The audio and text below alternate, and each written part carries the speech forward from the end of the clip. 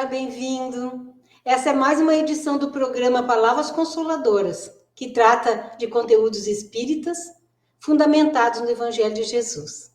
Durante 15 minutos estaremos com você.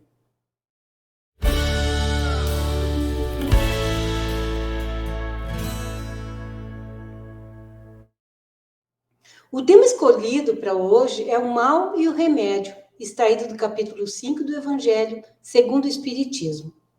Está conosco a colega Rosa Festugato, colaboradora do Movimento Espírita Gaúcho, trazendo seus conhecimentos para melhor compreendermos essa passagem das bem-aventuranças.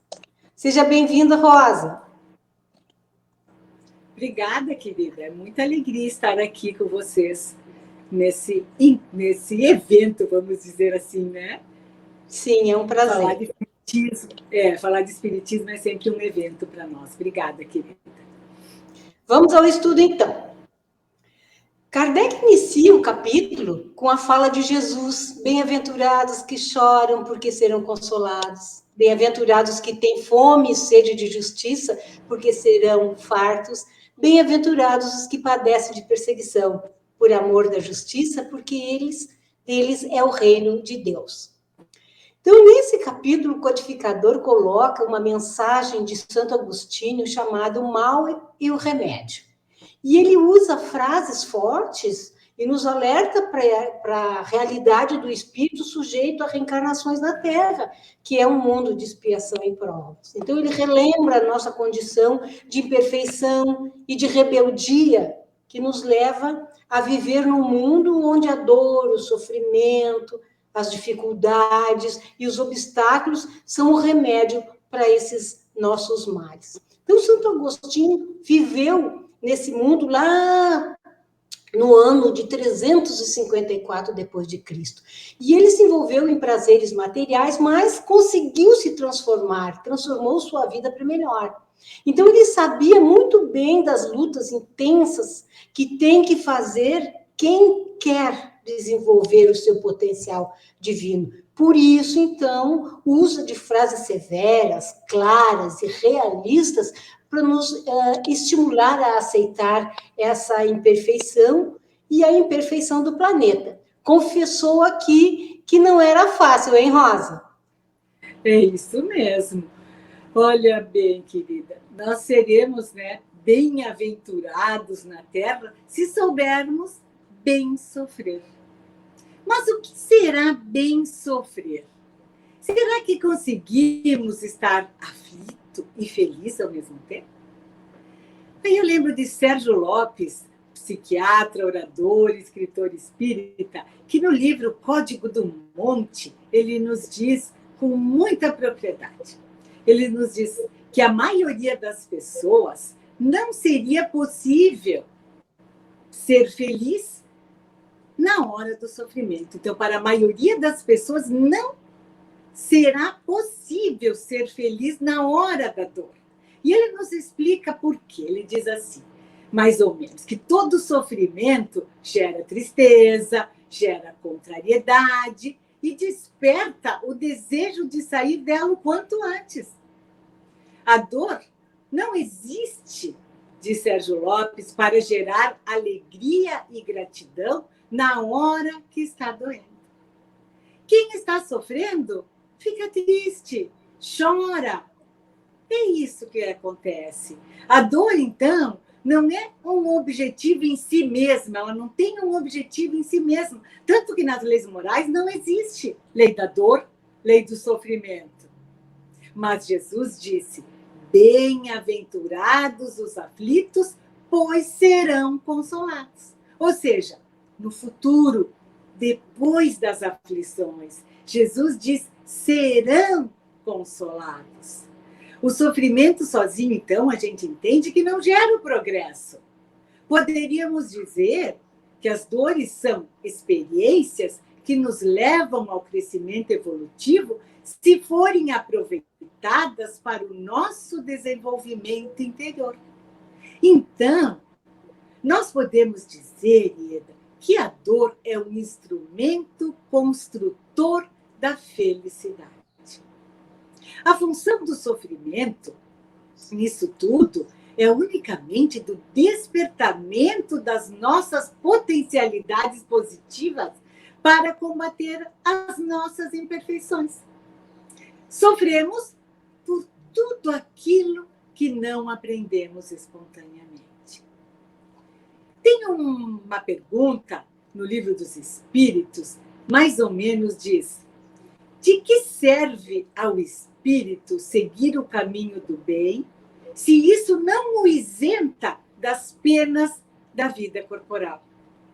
E os espíritos superiores respondem a Kardec assim: as dificuldades da vida corporal são muitas vezes as consequências da imperfeição do espírito. Quanto menos imperfeições, menos tormentos. Aquele que não é invejoso, nem ciumento, nem avaro, nem ambicioso, não sofrerá as torturas que se originam desses defeitos, desses males. Mas aí também a gente se pergunta assim: o que é então o caminho do bem? Como eu devo proceder? O que é o mal? O que é o bem? Mas no Livro dos Espíritos encontramos resposta perfeita para essas nossas dúvidas, esses nossos questionamentos. Fazer o bem é proceder de acordo com a lei de Deus. Fazer o mal é infringir essa lei. O homem consegue, distinguir o bem do mal, porque Deus nos deu a inteligência para que nós distinguíssemos, então, um do outro. Sabendo, então, o que é o bem, fica mais fácil de nós entender quando erramos, inclusive no nosso passado, não só agora nessa existência. E o Evangelho, no capítulo 5, nos diz assim: se vemos punido, se nós nos vemos punidos, é porque praticamos o mal. As boas resoluções que tomamos foram a voz da consciência que nos deu força para resistirmos às tentações. E aí nós pensamos também: que bênção divina nós não lembrarmos, minha amiga, das existências passadas. Porque as lembranças do nosso passado nos trariam grandes inconvenientes. Por isso Deus, que é Pai amoroso, nos deu esquecimento como vantagem para o nosso bem viver. Mas esse esquecimento ocorre somente enquanto estamos encarnados. Na vida espiritual ele revive, e o passado, nós vamos lembrar do nosso passado e vamos tentar daí sermos melhores, errar menos.